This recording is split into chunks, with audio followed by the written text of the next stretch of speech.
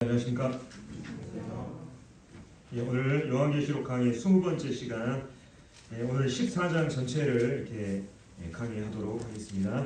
앞에 화면 보이시죠?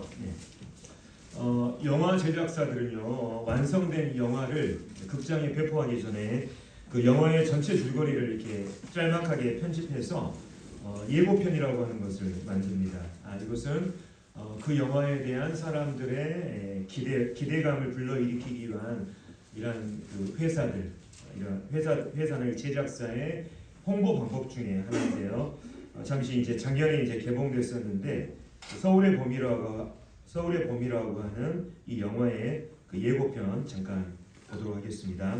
아마 이 영화 이렇게 워낙 유명한 영화라서 직접 보신 분도 계실 텐데 예고편 한번 보시겠습니다. 조금 전에 박 대통령 각하께서 서거하셨습니다. 기업법에 따라 합동수사본부장은 여기 계신 전두강 보안사령관이 맡을 예정입니다. 인간이라는 동물은 아니나 강력한 누군가가 자기를 리드해 주기를 바란다니까. 아지가 무슨 왕이야, 왕? 전두강 이놈 자식이 이대로 두면 안 됩니다. 극하면 쿠데타야. 그 이왕이면 혁명이라는 멋진 단어를 쓰십시오. 육군 참모총장으로서 군인 이태신에게 임무를 맡기겠습니다. 아이고 이 장군님, 뭐 이런 어려운 시국에 서로 같은 편 하면. 대한민국 육군은 다 같은 편입니다. 와, 그렇습니까? 보안사놈들한테 공격받았습니다. 보안사가 시간을 끌면 어떡합니까? 초동 대처가 가장 중요한데. 김일성이 때려주기도 안 내려옵니다.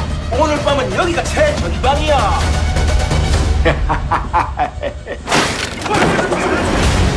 열차가 앞만 보고 달리는데 여기 뛰어내릴 사람 있습니까?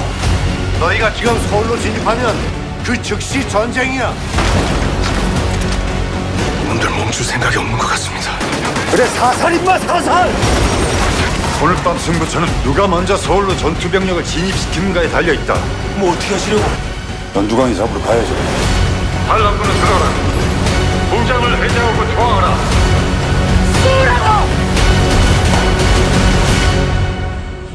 실패하면 반역, 성공하면 혁명 아닙니까?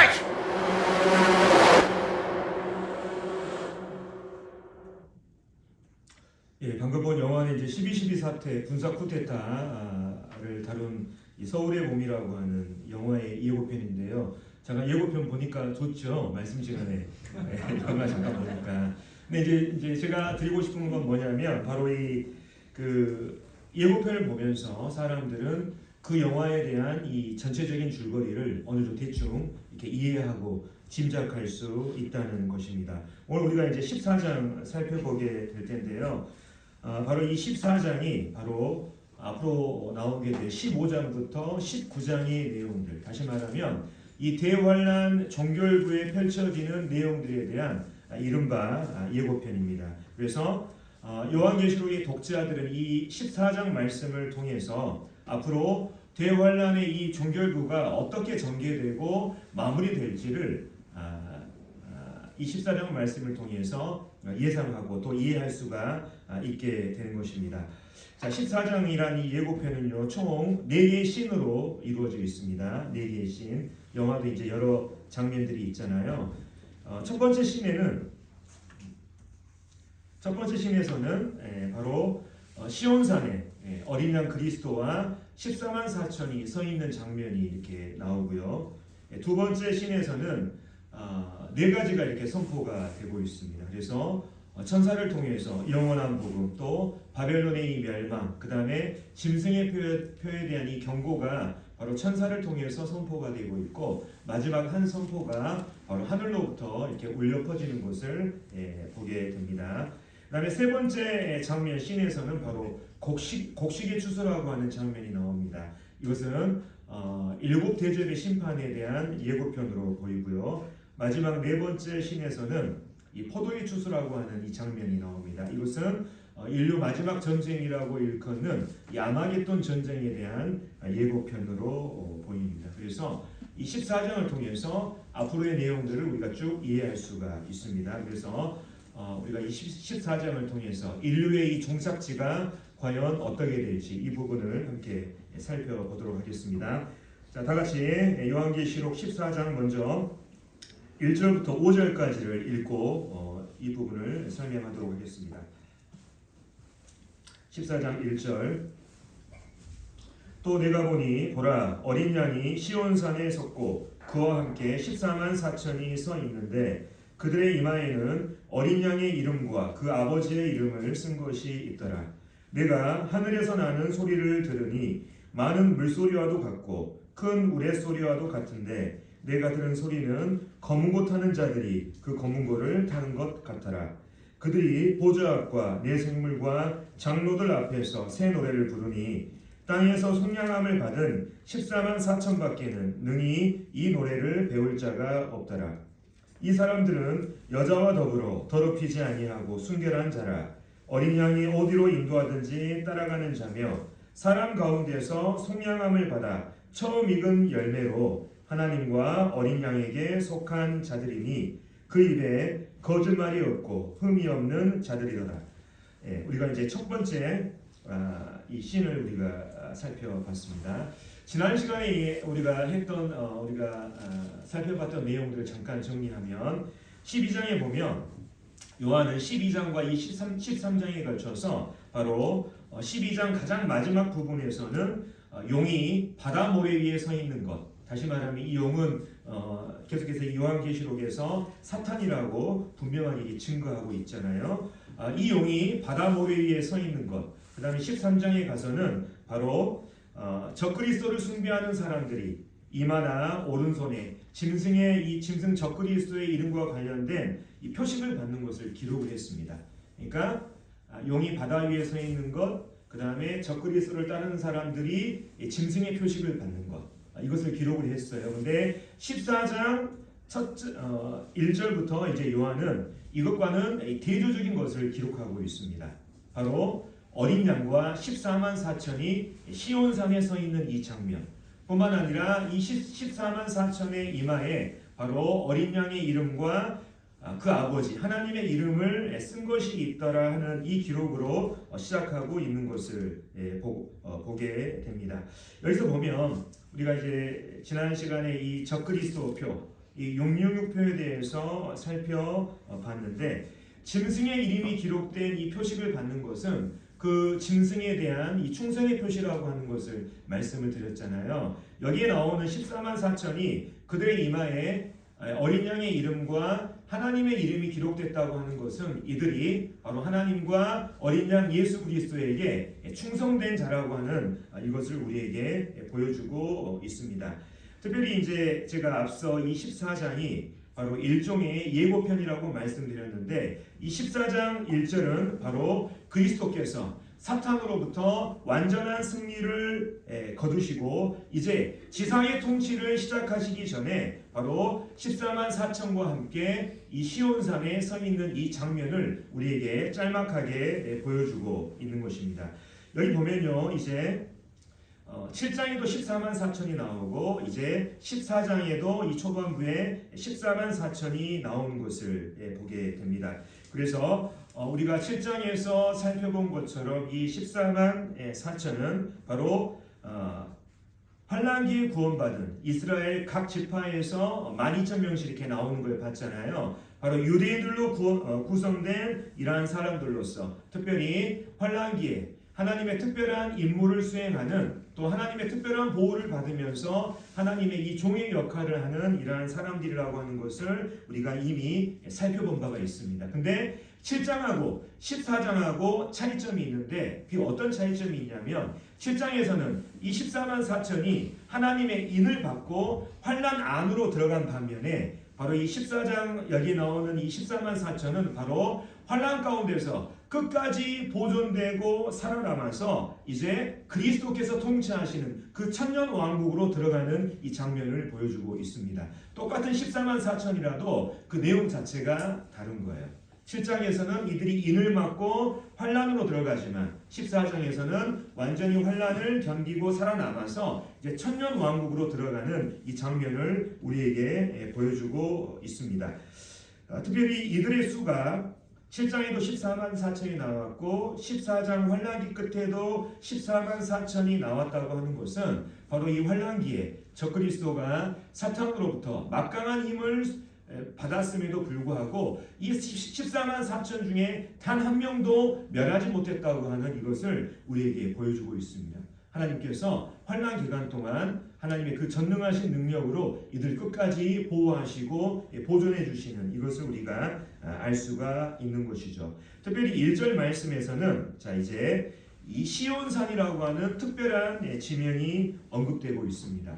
여기서 나오는 이 시온산은 바로 이 상징적인 의미보다는 바로 구약시대 다윗 통치의 중심지인 이 시온산, 지상의 시온산을 의미하는 것으로 보입니다. 그래서 우리가 구약 성경을 보면 바로 장차 하나님께서 이 시온산을 중심으로 온 세상을 통치하신다는 이런 예언의 말씀들이 나와 있습니다. 대표적으로 제가 두 가지 말씀만 제가 말씀을 드리면 이사야 24장에 보면 바로 만군의 여호와께서 시온산과 예루살렘에서 왕이 되신다고 하는 이러한 말씀이 있고요. 뿐만 아니라 미가서 4장 말씀에 보면 나 여호와가 시온산에서 이제부터 영원까지 그들을 다스리리라 하는 이러한 말씀이 나옵니다. 다시 말하면 바로 여기 말하는 이 시온산은 장차 하나님께서 온 세상을 통치하시는 그 통치의 중심지인 이 지상의 시온산을 말하는 것으로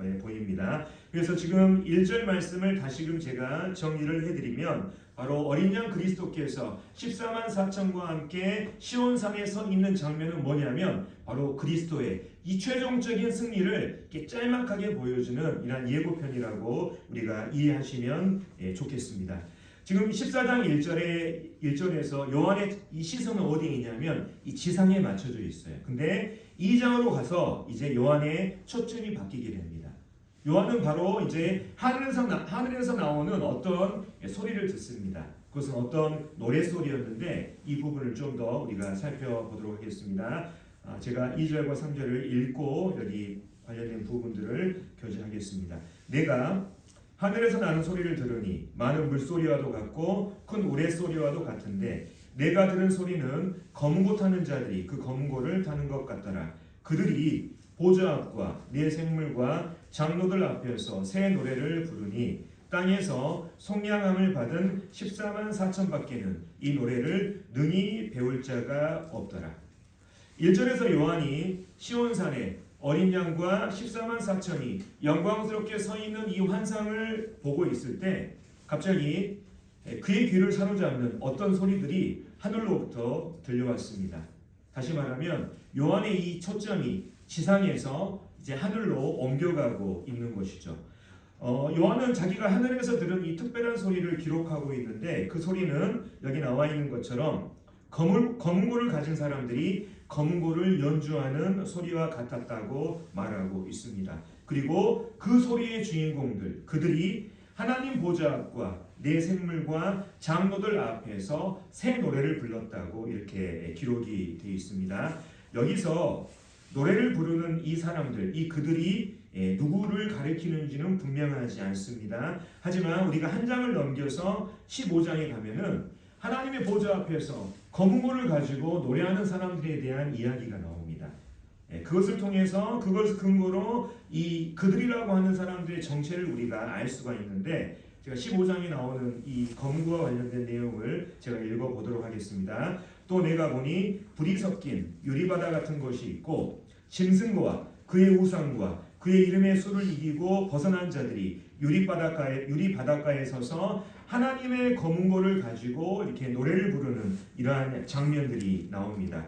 여기서 노래하는 사람들이 바로 짐승과 그의 우상과 그의 이름의 수를 이기고 벗어난 자들이라고 지금 말하고 있잖아요. 다시 말하면 여기서 말하는 이 노래하는 사람, 이 그들은 바로 환란기에 짐승 적그리스도의 박해를 이기고 순교한 사람들로 보입니다. 순교한 사람들. 그들은 새 노래를 불렀습니다.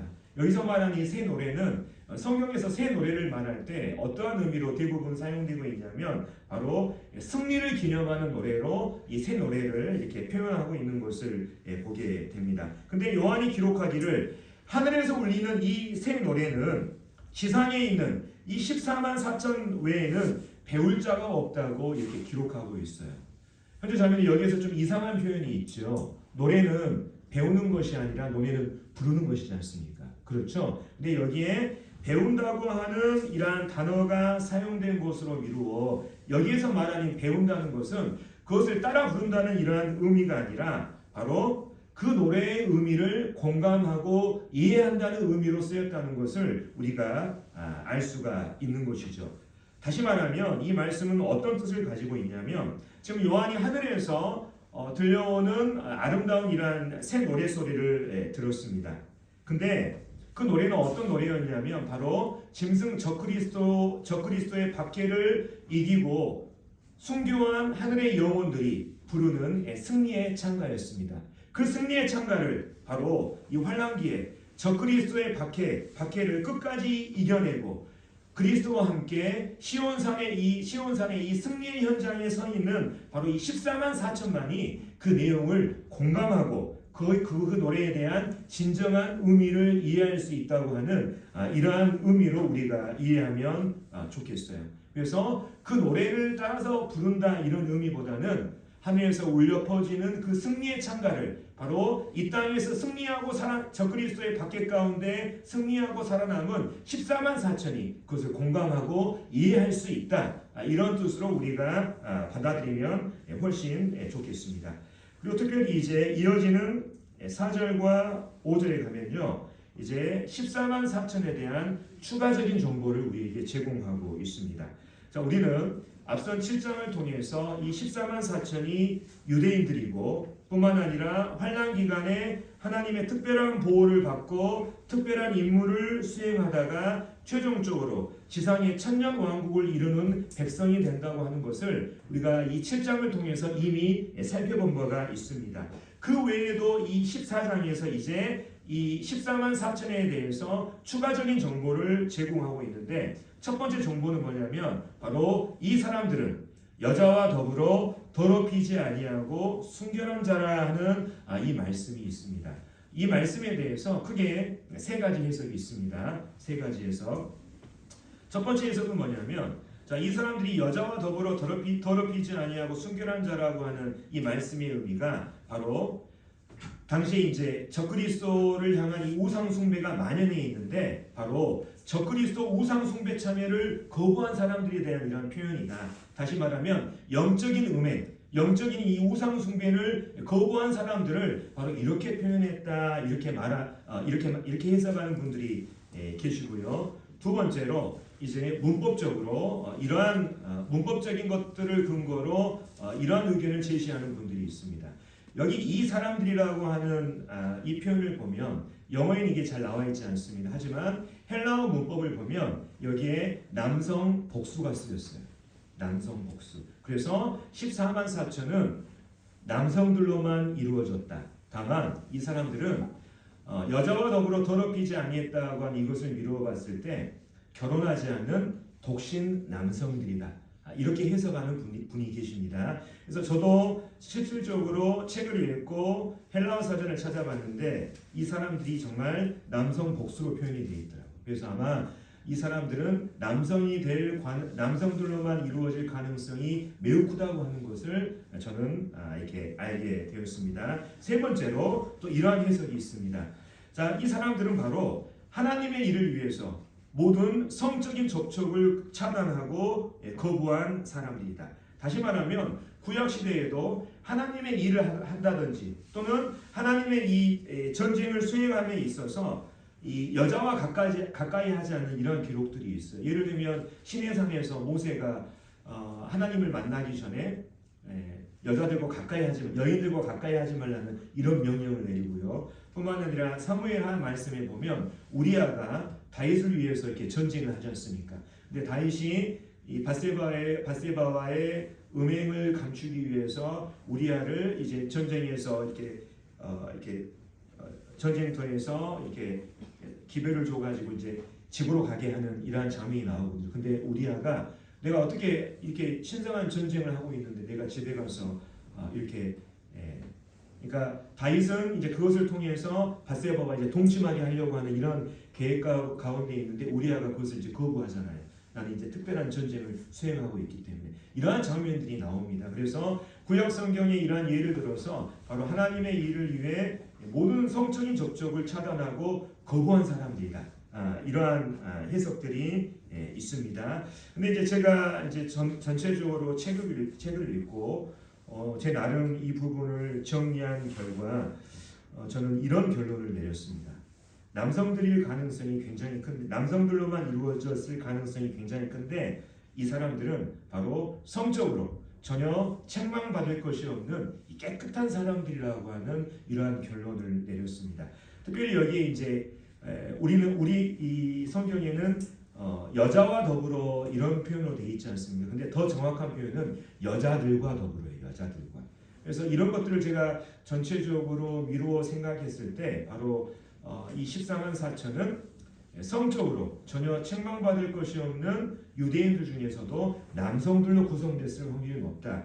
이런 견해를 저는 가지게 됐고요. 뿐만 아니라 이뿐만 아니라 이들에 대해서 제공하는 정보가 뭐냐면 바로 어린 양이 어디로 인도하든지 따라가는 자라고 하는 이 표현이 있으며 다시 말하면 바로 이 14만 4천은 어린 양 그리스도를 향해서 절대적으로 헌신된 사람들이라는 것을 우리에게 보여줍니다. 뿐만 아니라 사람 가운데서 속량함을 받아 처음 익은 열매라고 말하고 있죠. 7장을 제가 예전에 강의했을 때 바로 이 14만 4천은 환난기 때 가장 먼저 구원받는 사람들이라고 말씀을 드렸습니다. 가장 먼저 구원받고 하나님의 특별한 임무를 수행하게 된다고 이렇게 말씀을 드렸는데 이 14장에 있는 이 말씀도 바로 환난기에 사람들 중에서 가장 먼저 구원받아서 바로 하나님과 어린 양에게 속한 이러한 사람들이라고 하는 이 정보를 우리에게 보여주고 있고 마지막으로 14장이 우리에게 이들에 대해서 제공하는 정보는 뭐냐면 이 사람들은 그 입에 거짓말이 없고 흠이 없는 자들이라는 이러한 표현을 하고 있는 것을 보게 됩니다. 다시 말하면 그들의 행실 가운데 윤리적으로 비난받을 것이 전혀 없는 사람들이라는 것을 우리에게 보여주고 있죠. 정리하면 유대인으로 구성된 14만 4천은 바로 환난 기간에 하나님의 일을 위해서 도덕적으로 완벽하게 준비된 사람들이라는 것을 우리가 이 말씀을 통해서 알 수가 있습니다. 그래서 이제 이 14만 4천이 이 14장을 끝으로 더 이상 등장하지 않기 때문에 제가 잠시 이 14만 4천을 우리가 지금까지 살펴본 내용들을 통해서 정리하고자 합니다. 첫 번째, 7장에 보면 14만 4천은 이스라엘 각 지파의 자손 중에서 나온다고 다시 말하면 유대인이라고 말하고 있습니다. 이 말은 어떤 의미를 가지고 있냐면 우리나라 사람은 14만 4천에 들어갈 수 있습니까? 없습니까? 절대 들어갈 수 없다고 하는 것을 우리에게 보여주고 있어요. 뿐만 아니라 아까 14장 이 4절 말씀 문법적으로 봤을 때 이 사람들은 여자들과 더불어 다시 말하면 남성과 여성이 문법적으로 완벽하게 구분되고 있잖아요. 그렇기 때문에 이 14만 4천은 남성들로만 이루어질 가능성이 매우 크다.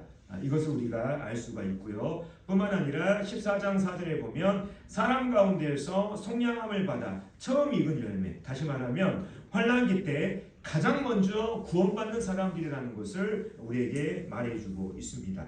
자, 환난기 때 이들이 가장 먼저 구원받는다고 하는 이것은 우리에게 뭘 보여줍니까? 지금 어떤 시대예요? 환난기입니까? 교회 시대입니까?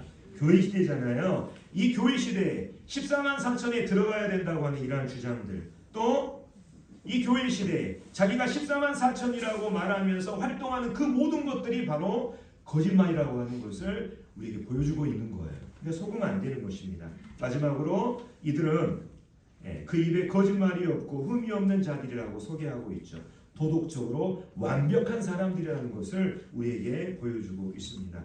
오늘날 자신들이 14만 4천이라고 주장하는 사람들이 있는데 이것은 다른 말로 어떤 의미를 가지고 있습니까? 나는 도덕적으로 완벽하다 이것을 가지고 있어요.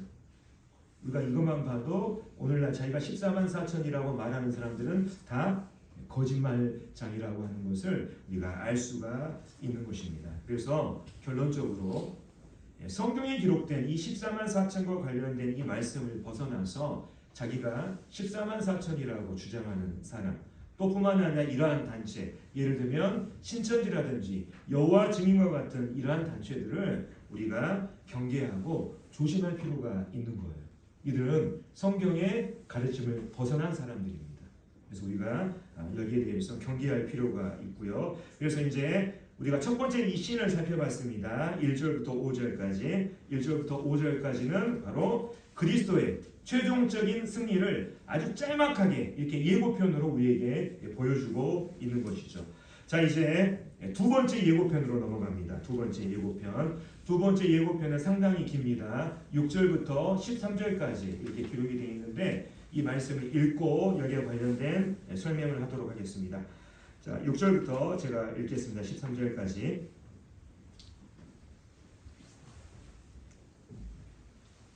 또 보니 다른 천사가 공중에 날아가는데 땅에 거주하는 자들 곧 모든 민족과 종족과 방언과 백성에게 전할 영원한 복음을 가졌더라. 그가 큰 음성으로 이르되 하나님을 두려워하며 그에게 영광을 돌리라. 이는 그의 심판의 시간이 이르렀으니 하늘과 땅과 바다와 물들의 근원을 만드신 이를 경배하라 하더라. 또 다른 천사 곧 둘째가 그 뒤를 따라 말하되 무너졌도다 무너졌도다 큰 성 바벨론이여 모든 나라에게 그의 음행으로 말미암아 진노의 포도주를 먹이던 자로다 하더라. 또 다른 천사 곧 셋째가 그 뒤를 따라 큰 음성으로 이르되 만일 누구든지 짐승과 그의 우상에게 경배하고 이마에나 손에 표를 받으면 그도 하나님의 진노의 포도주를 마시리니 그 진노의 잔에 섞인 것이 없이 부은 포도주라. 거룩한 천사들 앞과 어린 양 앞에서 불과 유황으로 고난을 받으리니 그 고난의 연기가 세세토록 올라가리로다. 짐승과 그의 우상에게 경배하고 그의 이름표를 받는 자는 누구든지 밤낮 쉼을 얻지 못하리라 하더라. 성도들의 인내가 여기 있나니 그들은 하나님의 계명과 예수에 대한 믿음을 지키는 자니라. 또 내가 들으니 하늘에서 음성이 나서 이르되 기록하라. 지금 이후로 주 안에서 죽는 자들은 복이 있도다 하시매 성령이 이르시되 그러하다. 그들이 수고를 그치고 쉬리니 이는 그들의 행한 일이 따름이라 하시더라. 자, 이제 우리가 이 두 번째 예고편에 속하는 6절부터 13절 말씀을 우리가 읽었습니다. 자, 6절부터 13절에 해당하는 이 예고편에는 이 네 가지 선포가 나옵니다. 아까 말씀드린 것처럼. 그래서 이 네 가지 선포 가운데 처음에 있는 이 세 선포는 천사들이 선포하고 있어요. 하지만 마지막 한 선포는 하늘에서 울리고 특별히 성령께서 여기에 직접적으로 개입하고 있는 것을 보게 됩니다. 자, 14장 6절과 7절을 제가 읽고 다시 여기에 대해 설명 나누겠습니다. 또다시 다른 천사가 또 보니 다른 천사가 공중에 날아가는데 땅에 거주하는 자들, 그래서 땅에 거주하는 자들이라고 하는 것은 어떤 뜻을 가지고 있냐면 땅에 소망을 두고 살아가는 불신자들 향한 표현이에요. 땅에 거주하는 자들. 요한계시록에서 땅에 거주한다 이 말은 어떤 의미를 가지고 있냐면 이 땅에 자기의 모든 소망을 두고 살아가는 이 불신자들을 가리키는 표현이 바로 그것입니다. 그래서 그들을 향해서 곧 모든 민족과 종족과 방언과 백성에게 전할 영원한 복음을 가졌더라. 그가 큰 음성으로 이르되 하나님을 두려워하며 그에게 영광을 돌리라. 이는 그의 심판의 시간이 이르렀으니 하늘과 땅과 바다와 물들의 근원을 만드신 이를 경배하라 하더라. 자, 여기에 보면 자 이제 첫 번째 천사가 하늘에 날아가며 공중에 날아가면서 이 땅에 사는 불신자들 향해서 영원한 복음을 선포하고 있는 것을 보게 됩니다. 자, 영원한 복음이라고 하는 이 말을 우리가 생각해 보기를 원합니다. 성경에는요, 자, 세 개의 복음이 나오고 있습니다. 세 개의 복음. 은혜의 복음이 첫 번째고요. 그다음 두 번째로 천국 복음이라는 게 있습니다. 마지막으로 요한계시록에 영원한 복음이 나오죠. 그래서 이제 복음 앞에 붙여진 이 명칭들이 다르다 보니까 이 각각 다른 복음인가 이렇게 헷갈려 하실 수 있는데 이 복음 앞에 붙여진 명칭은 다릅니다. 하지만 그 복음의 본질은 동일해요. 그 복음의 본질은 뭐냐면 바로 회개하고 하나님을 믿으라고 하는 것이 바로 이 세 복음의 똑같은 본질입니다. 근데 강조하는 것이 달라요. 그래서 이 부분을 우리가 살펴보도록 하겠습니다. 먼저 우리가 은혜의 복음이라고 하는 것이 있습니다. 바로 이 교회 시대에 지금 전해지고 있죠. 사도행전 20장에서 바울이 전한 복음이 바로 은혜의 복음입니다. 여기 나온 것처럼 내가 달려갈 길과 주 예수께 받은 사명 곧 하나님의 은혜의 복음을 증언했다고 그가 말하고 있지 않습니까? 이 은혜의 복음은 바로 교회 시대에 전해지는 것이고, 특별히 은혜의 복음이 무엇을 강조하고 있냐? 바로 그리스도의 십자가를 통한 하나님의 은혜를 강조하고 있습니다. 그렇기 때문에 은혜의 복음이라고 하는 거예요. 그래서 십자가에 나타난 이 하나님의 사랑을 깨닫고 회개하고 하나님을 믿게 될 때 구원받을 수가 있는 것입니다. 근데 이 은혜의 복음 외에도 천국 복음이라고 하는 것이 있습니다. 이 천국 복음은 예수님께서 이 땅에 초림하셨을 때 바로 전하셨던 복음이 바로 이 천국 복음이고, 뿐만 아니라 마태복음 24장에 보면 이 땅의 환난기에 바로 이 천국 복음이 바로 온 세상에 전파된다고 말하고 있습니다. 이 천국 복음은 바로 이 땅에 임하는 그 하나님의 나라, 하나님의 그 왕국을 강조하고 있는 이 복음이 바로 하나님의 나라예요. 이 천국 이 복음인 것입니다. 그래서 마태복음 24장에 보면 이 천국 복음이 모든 민족에게 증언되기 위하여 온 세상에 전파되리니 그제야 그 이 세상의 끝이 온다고 말하고 있습니다. 왜 이 환난기 때 천국 복음, 하나님의 나라가 임한다고 하는 이 복음이 전해지겠습니까? 그 뭐냐면 이제 잠시 후면 환난이 끝나면 이 땅에 그리스도께서 통치하시는 그 하나님의 나라가 실질적으로 임하기 때문에 너희가 하던 길을 돌이키고 바로 그 하나님의 나라가 곧 오기 때문에 그 하나님을 영접하고 믿으라고 하는 이것이 바로 이 천국 복음인 거예요. 환난기에 전해지는. 특별히 이제 여기에 요한계시록에 영원한 복음이 선포되고 있는데, 영원한 복음은 바로 이 환난기에 이 끝부분 종결부에 특별히 전해지는 이 복음입니다. 이 영원한 복음이 강조하고 있는 것은 바로 하나님의 심판을 강조하고 있어요. 곧 있으면 하나님의 심판이 임하기 때문에, 그분의 진노의 심판이 임하기 때문에 너희들 전부 다 회개하고 하나님을 믿어야 된다고 하는 것이 바로 이 영원한 이 복음인 것입니다. 환난기 종결부에 전해지는. 그러니까 복음의 본질은 전부 다 똑같습니다. 회개하고 하나님을 믿어야 구원받을 수 있다. 하지만 강조점이 조금씩 다른 것을 보게 됩니다. 그래서 이어지는 이 7절에는 바로 이 영원한 복음이 어떤 내용의 복음인가가 나와 있죠. 그가 큰 음성으로 이르되 하나님을 두려워하며 그에게 영광을 돌리라. 이는 그의 심판의 시간이 이르렀으리니 하늘과 땅과 바다의 물들의 근원을 만드신 이를 경배하라 하더라. 영원한 복음은 뭐냐면 하나님의 심판이 가까웠다는 거예요. 그렇기 때문에 하나님을 두려워하며 그분께 영광을 돌리고 그분을 경배하고 하나님을 믿으라고 하는 것이 바로 환난기 마지막 종결부에 전해지는, 이 땅에 전해지는 바로 영원한 복음인 것을 보게 됩니다. 특별히 이제 천사가 이 영원한 복음을 선포하면서 이 부분을 강조하고 있습니다. 하나님을 이렇게 소개할 때 그분은 하늘과 땅과 바다와 물들의 근원을 만드신 분이라고 이렇게 소개하고 있는 것을 보게 되죠. 왜 천사가 이렇게 하나님을 소개할까 이렇게 생각해 봤을 때 바로 이 땅의 모든 피조물들의 이 생명을 유지할 수 있도록 이렇게 하시는 분이 바로 하나님이신데, 이제 하나님께서 그분의 그 전능의 손을 거두실 것이다. 그 생명을 유지하는 모든 하나님의 그 전능의 이 손길을 이제 거두실 것이기 때문에 그분의 심판이 임박했기 때문에 하나님을 믿으라고 하는 이런 부분들을 이 천사가 강조하는 이것으로 우리가 생각해 볼 수가 있겠습니다. 그래서 첫 번째 천사가 바로 영원한 복음을 선포하는 이러한 장면을 우리가 살펴봤고, 자 이제 두 번째 천사 살펴보도록 하겠습니다.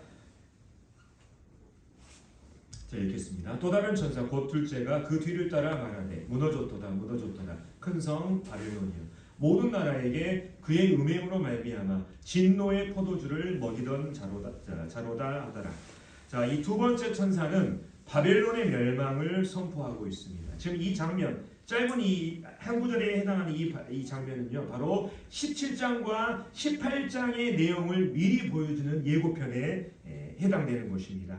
자, 우리가 이제 여기서 이제 바벨이라고 하는 말이 나옵니다. 이 바벨이라고 하는 이름은 바로 창세기 11장에서 바로 사람들이 하나님을 대적하기 위해서 신할 평지에 세운 한 도시, 한 탑으로부터 이 이름이 유래됐다고 하는 것을 우리가 다 알고 있지 않습니까? 다시 말하면 이 바벨론이라고 하는 이 명칭은 하나님을 대적하는 이 땅의 악한 세력에 대한 예표를 말하고 있는 것입니다. 특별히 인류 마지막에 모든 열방이 하나님을 대적하는 그 우상 숭배의 길을 걷게 함으로써 바로 하나님의 이 진노의 심판을 받게 하는 종교적 음력, 또 적그리스도가 지배하는 정치, 경제, 종교 시스템을 말하고 있습니다. 우리가 에레미야 말씀에 보면 이 바벨론에 대한 이러한 표현이 있어요. 바벨론은 여호와의 손에 잡혀 있어 온 세계가 취하게 하는 금잔이라. 뭇 민족이 그 포도주를 마심으로 미쳤도다. 바벨론이 갑자기 넘어져 파멸되니 이로 말미암아 울라. 다시 말하면 이 바벨론 종교 체제, 하나님을 대적하는 이러한 모든 시스템이 장차 무너질 것이라는 이러한 예표의 이러한 말씀. 요한계시록 17장과 18장을 미리 보여주는 이러한 말씀으로 우리가 이해할 수가 있습니다. 특별히 여기 이제 바벨론을 해석할 때 어떤 주석가들은 이 바벨론을 로마 카톨릭으로 보고 있습니다. 그래서 바벨론의 무너짐을 로마 카톨릭이라고 하는 이 종교가 무너지는 이 장면으로 해석합니다만, 어찌됐든 이 두 번째 천사는 바로 17장과 18장에 나오는 바벨론의 멸망에 대해서 지금 예고를 하고 있는 거예요. 그리고 이제 세 번째 천사로 넘어가겠습니다. 세 번째 선포 제가 읽겠습니다. 또 다른 천사 곧 셋째가 그 뒤를 따라 큰 음성으로 이르되 만일 누구든지 짐승과 그의 우상에게 경배하고 이마에나 손에 표를 받으면 그도 하나님의 진노의 포도주를 마시리니 그 진노의 잔에 섞인 것이 없이 부은 포도주라. 거룩한 천사들 앞과 어린 양 앞에서 불과 유황으로 고난을 받으리니 그 고난의 연기가 세세토록 올라가리로다. 짐승과 그의 우상에게 경배하고 그의 이름표를 받는 자는 누구든지 밤낮 쉼을 얻지 못하리라 하더라. 성도들의 인내가 여기 있나니 그들은 하나님의 계명과 예수에 대한 믿음을 지키는 자니라. 자, 세 번째 천사는요, 짐승, 적그리스도를 숭배하는 것에 대해 경고를 선포하고 있습니다. 누구든지 짐승의 우상에게 경배하거나 짐승의 표를 받게 되면 하나님의 진노의 포도주를 마시게 될 건데 그 포도주는 섞인 것이 없는 진노의 포도주라고 하는 거예요. 여기서 섞인 것이 없다고 하는 이 표현은 뭐냐면 희석되지 않는 그 진짜, 다시 말하면 그 심판의 혹독함을 상징하는 이러한 표현입니다. 근데 그 진노는 어떤 진노입니까? 바로 여기 나와 있는 것처럼 불과 유황으로 고난을 받되 그 고난의 연기가 세세토록 올라가는 이런 무서운 진노라고 하는 것을 우리에게 말해주고 있습니다.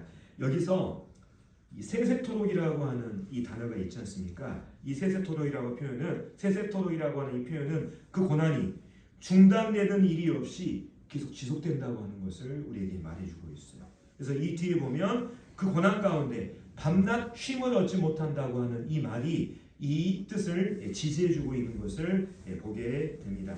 특별히 하나님을 믿는 사람들 중에서 어떤 사람들은요, 이 사랑의 하나님을 강조합니다. 그래서 이 영원한 지옥의 형벌을 부정하는 사람들이 있어요. 영원한 지옥의 형벌을 부정하는 사람들이 실질적으로 있습니다. 그런데 자, 여기 말씀을 보시면 예전에 제가 이 부분을 설명을 했습니다. 마태복음 25장에 보면 이런 말씀이 있습니다. 그들 불신자들은 영원에 그들은 영생에 들어가리라 하시니라. 자, 우리 의인들이 하나님을 믿고 받은 생명이 어떻습니까? 영원한 생명이에요? 아니면 언젠가는 끝날 일시적인 생명입니까? 영원한 생명이죠. 그런 것처럼 여기서 말하는 그들이 받을 이 영벌 역시 바로 끊임없이 받는 영원한 형벌을 말하고 있는 것입니다. 우리가 똑같은 의미로 똑같은 이러한 문법적인 의미로 이 말씀을 우리가 해석할 필요가 있는 것이죠. 그래서 하나님의 무한하신 그 어미, 또 하나님이 가지고 계신 그 공의를 제대로 인식한 이러한 사람들은 바로 그분이 정말 너무나 정말 전능하시고 정말 위대한 분이시잖아요. 근데 그분을 경멸하는 사람들에게 바로 이러한 심판이 내려지는 것에 대해서 하나님에 대해서 제대로 인식하는 사람들은 이러한 심판이 바로 정당하다는 것을 바로 균형 잡힌 시각으로 바라볼 수가 있는 거예요. 왜 영원한 형벌을 부정하냐? 바로 하나님을 제대로 인식하지 못하기 때문에 그래요. 사랑의 하나님만 강조하면서 하나님께서 가지고 계신 무한하신 어미와 그 영광과 그분의 어떠하심을 제대로 균형 잡게 이해하지 못하기 때문에 한쪽 면만 강조해서 지옥의 이 영원한 이 형벌을 부정하는 것입니다.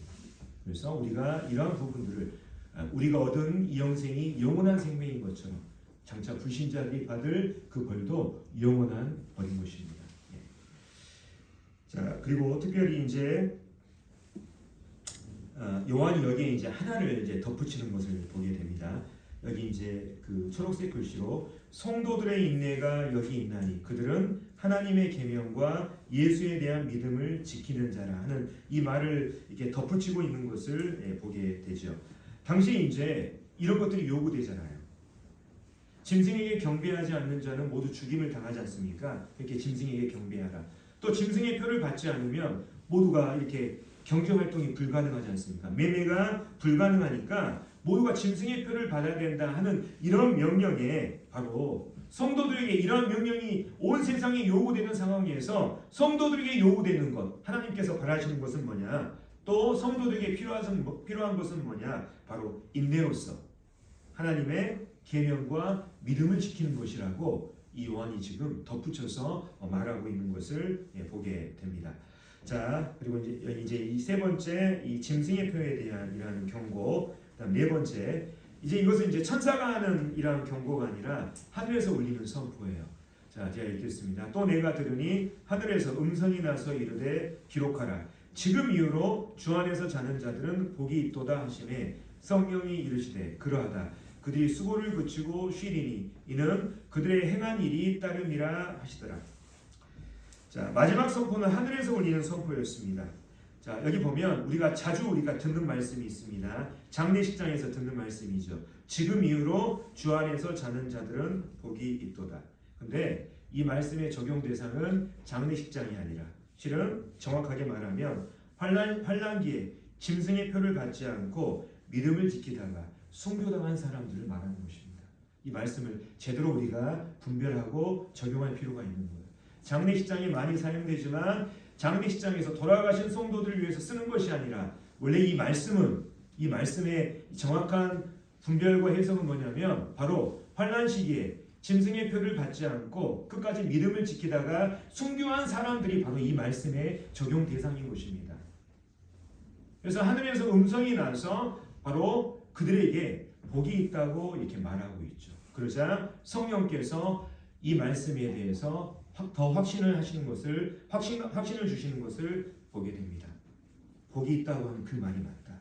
이제 그들이 수고를 그치고 쉬리니 그들이 정말 이제 순교당했지만 이제 그들이 하나님 안에서 참된 안식을 누리게 될 것이고 특별히 그들의 행한 일이 따름이라고 하는 이 표현이 있는 것을 보게 됩니다. 하나님께서 그들의 순교에 대한 보상을 그들의 행위에 대한 보상을 이제 하나님께서 시작하실 것이다 하는 이러한 말씀으로 보입니다.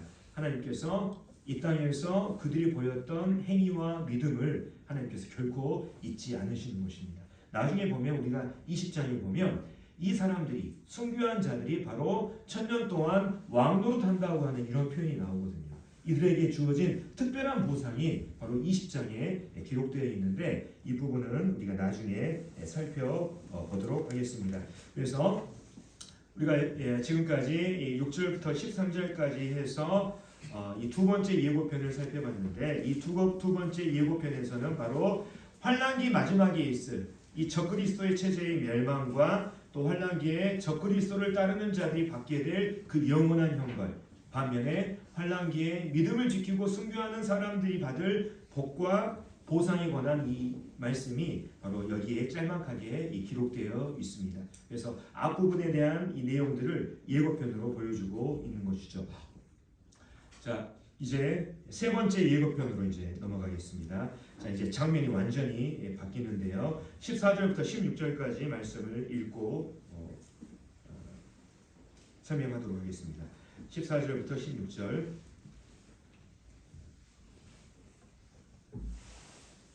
또 내가 보니 흰 구름이 있고 구름 위에 인자와 같은 이가 앉으셨는데 그 머리에는 금면류관이 있고 그 손에는 예리한 낫을 가졌더라. 또 다른 천사가 성전으로부터 나와 구름 위에 앉은 이를 향하여 큰 음성으로 외쳐 이르되 당신의 낫을 휘둘러 거두소서. 땅의 곡식이 다 익어 거둘 때가 이르렀음이니이다 하니 구름 위에 앉으신 이가 낫을 땅에 휘두르매 땅의 곡식이 거두어지니라. 자, 세 번째 예고편에서 이제 요한의 시야에 어떤 모습이 들어오냐면 바로 금면류관을 쓰고 손에 예리한 낫을 들고 구름 위에 자정하시니, 다시 말하면 이 그리스도의 형상이 이렇게 들어오는 것을 보게 됩니다. 여기에 보면 자, 인자와 같은 이라는 표현이 있습니다.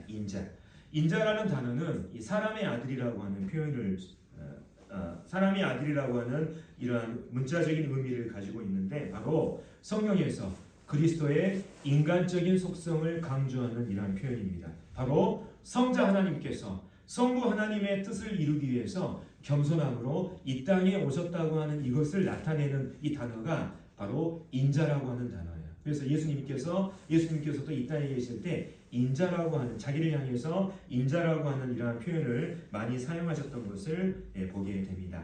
여기에 인자 같은 분, 바로 예수 그리스도께서 그 손에 예리한 낫을 들고 있는 이 장면이 나옵니다.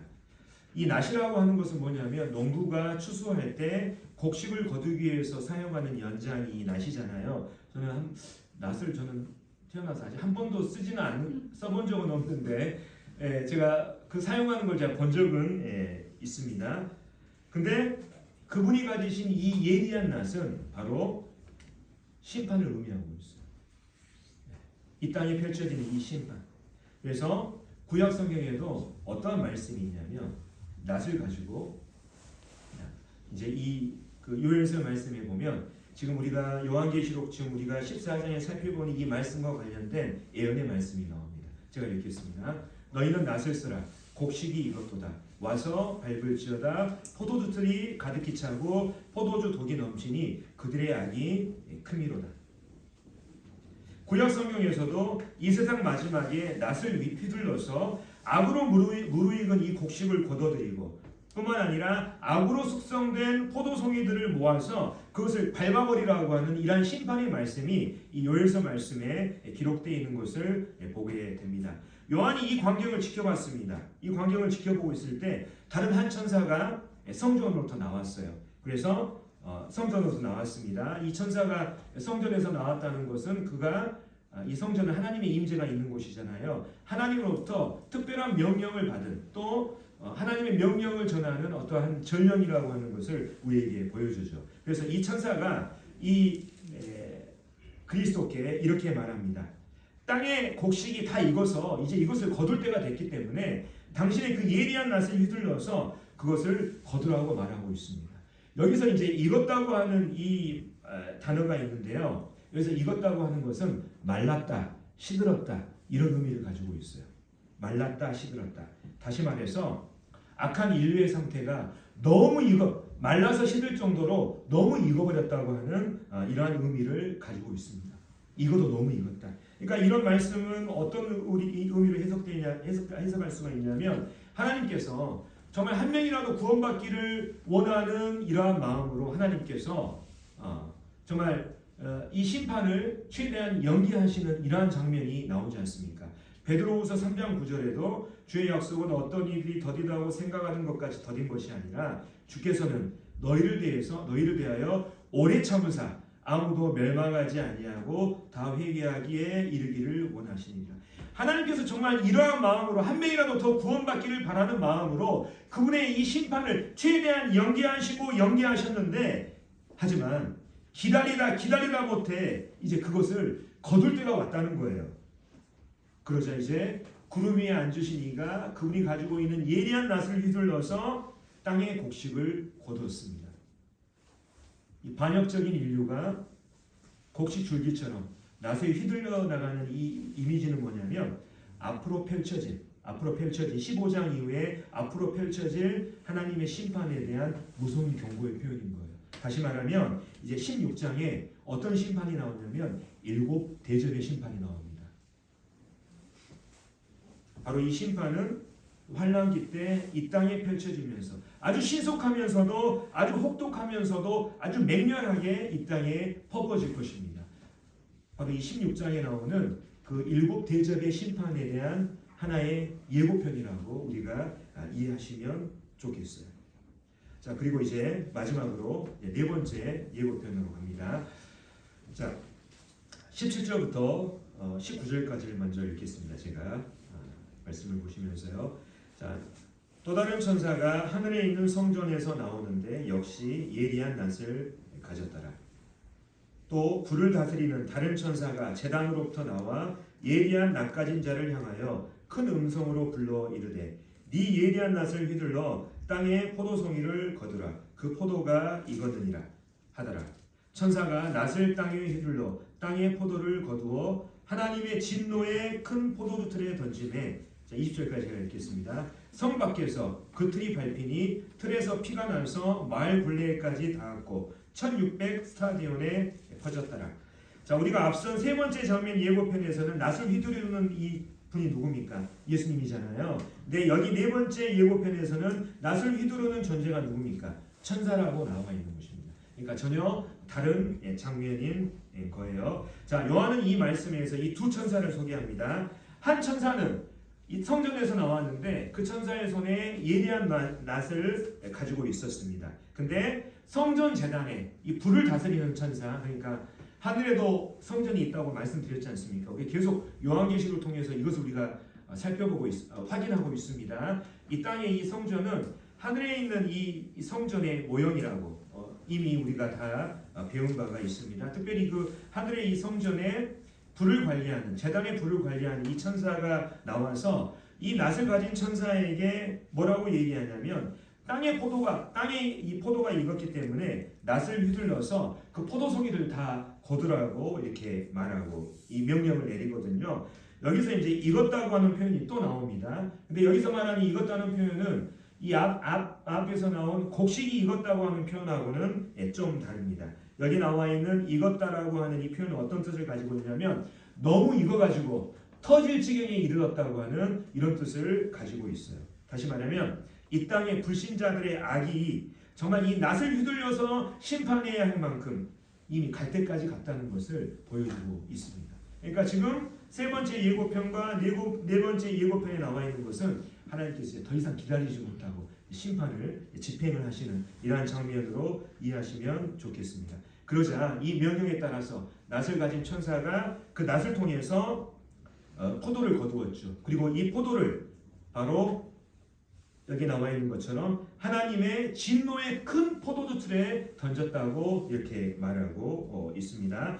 자, 이 이미지 포도를 다 거두어 가지고 이 포도들을 전부 다 이 포도주 틀에 던지는 이 이미지는 이 고대 세계의 이 관습을 우리에게 이미지를 우리가 떠올리게 합니다.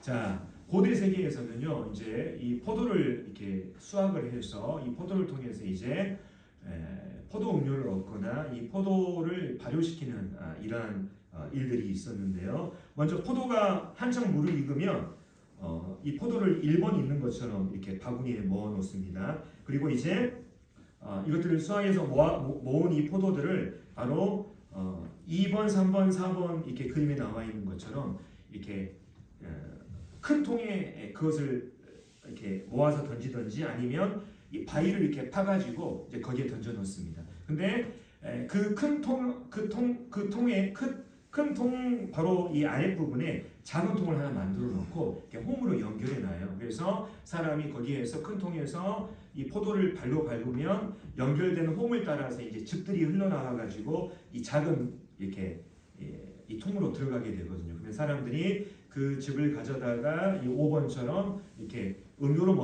먹기도 하고 그다음에 이것을 발효시키는 이러한 일이 있었는데 이러한 이렇게 고대 세계에 이러한 포도를 수확하는 일들이 있었는데 바로 이러한 이미지를 떠올리게 하는 거예요. 포도를 모아서 발로 밟는.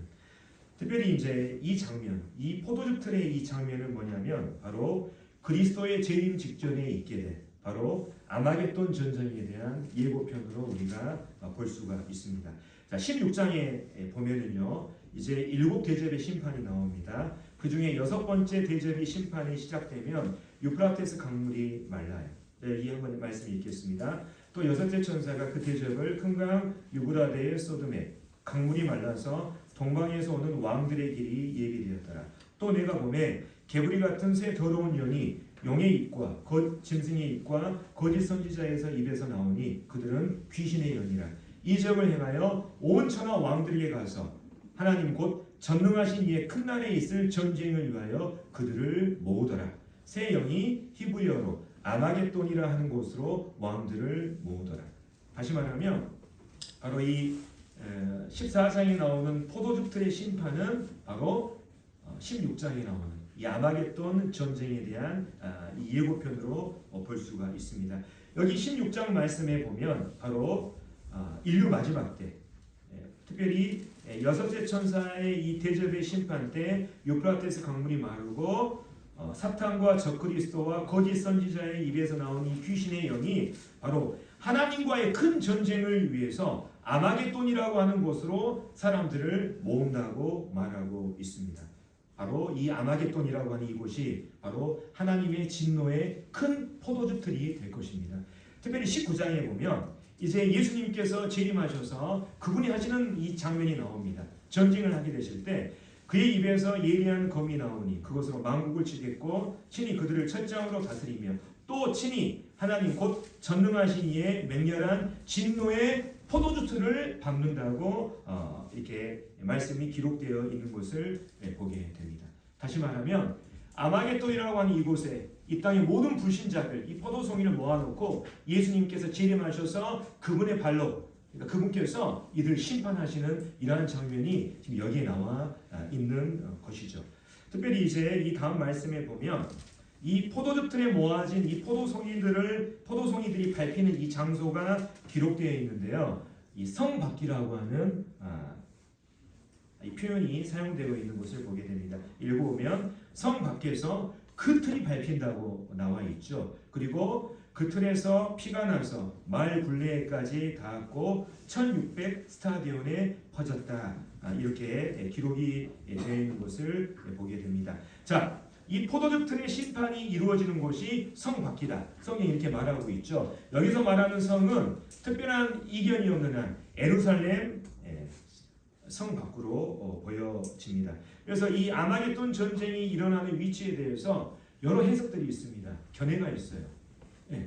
뭐 무기토라고 하는 것 이런 주장도 있고 이런저런 주장이 있는데 이제 이 말씀을 보면서 우리가 확신할 수 있는 것은 여기에 성 밖이라고 하는 표현으로 쓰인 것으로 봐서 바로 이 아마겟돈 전쟁이 일어나는 장소가 예루살렘 근처가 될 것이다. 우리는 이것을 우리가 알 수가 있고요.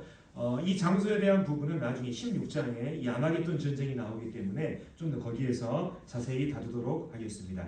특별히 이 전쟁으로 인해서 이 포도즙 틀의 심판으로 인해서 그 결과 어떻게 되냐? 그 틀에서 피가 나서 마을 굴레까지 닿았고 1600 스타디온에 퍼졌다.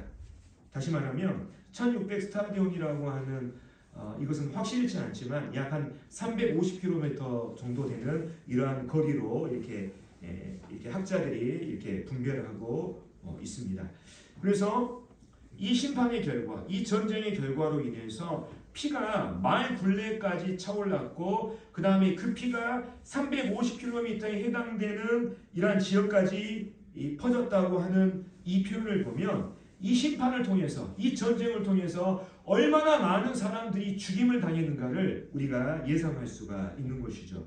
그래서 여기 이제 그 왼쪽에 이스라엘 지도가 나와 있는데요. 맨 밑에 있는 브엘세바부터 맨 북쪽에 있는 단까지의 거리가 약 350km 정도로 이렇게 추정이 되고 있습니다. 그래서 어떤 학자들은 바로 이 심판으로 인해서 이스라엘 땅 전체가 피로 물들일 정도로 엄청난 규모의 전쟁, 엄청난 규모의 학살이 될 것이라고 이렇게 분별하신 분들도 있고, 어떤 학자들은 이 피가 마을 굴레까지 차올랐다, 피가 막 350km까지 퍼졌다, 이 표현을 바로 그 끔찍함에 대한 이러한 상징적인 표현이라고 이렇게 말하기도 합니다. 어찌됐든 아마겟돈에서 일어나는 이 포도주들의 심판, 이 전쟁은 정말 끔찍한 것만은 틀림이 없죠.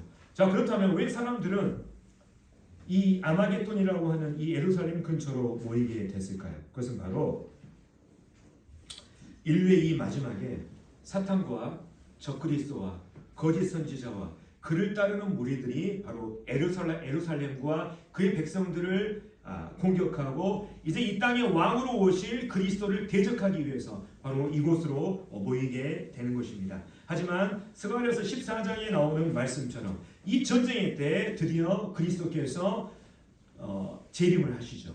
그래서 이 말씀을 제가 읽어보면 내가 이방 나라들을 모아 예루살렘과 싸우게 하리니 성읍이 함락되며 가옥이 약탈되며 부녀가 욕을 당하며 성읍 백성이 절반이라 사로잡혀 가려니와 남은 백성은 성읍에서 끊어지지 아니하리라. 그때 여호와가 나가사 그 이방 나라들을 치시되 이왕의 전쟁 날에 싸운 것 같이 하시리라. 그날에 그의 발이 예루살렘 앞 곧 동쪽 감람산에 서실 것이요. 환란기의 마지막 펼쳐지는 이 아마겟돈 전쟁, 이 포도주들의 심판 때 바로 하나님을 대적하는 사람들을 하나님께서 치시기 위해서 그 포도송이를 짓밟기 위해서 그리스도께서 재림하셔서 바로 그들을 싸우고 승리로 이끄시는 이 장면이 바로 스가랴서의 말씀에 나와 있고, 그리고 요한계시록과 연관시켜서 보면 이 전쟁의 결과로 인해서 어떤 일들이 벌어지냐, 바로 짐승과 적그리스도가 산채로 잡혀서 유황불에 던져지고, 뿐만 아니라 바로 이후에 사탄이 1000년 동안 결박돼서 무적에게 잡히는 이러한 스토리로 요한계시록이 이 마지막 부분이 전개되고 있는 것을 보게 됩니다. 그래서 제가 좀 더 이해를 돕기 위해서 읽겠습니다.